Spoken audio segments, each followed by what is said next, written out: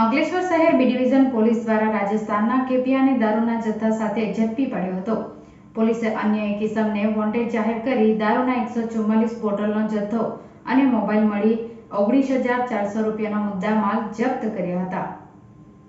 અંકલેશ્વરમાં વીજ નિગમના ટ્રાન્સફોર્મર તોડી પાડી અંદર કોપર ચોરીની ઘટના સિલસિલો યથાવત જોવા મળી રહ્યો છે। ગત રોજ શહેર એ ડિવિઝન પોલીસ દ્વારા રાજસ્થાનની રાવત કોપર ચોરી ગેંગને ઝડપી પાડી હતી।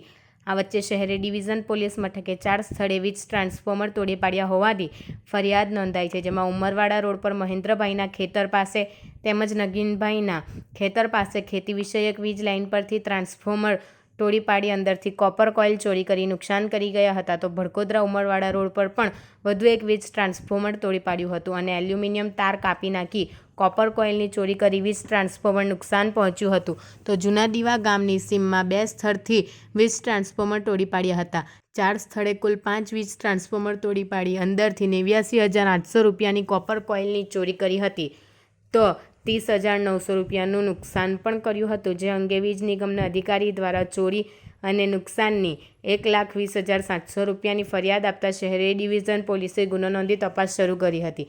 આ ચોરીમાં ગત રોજ ઝડપાયેલ રાજસ્થાની ગેંગની જ સંડોવણી હોવાનું સામે આવી રહ્યું છે, ત્યારે પોલીસે તેમની વિધિવત ધરપકડ કરી રિમાન્ડની તજવીજ શરૂ કરી છે।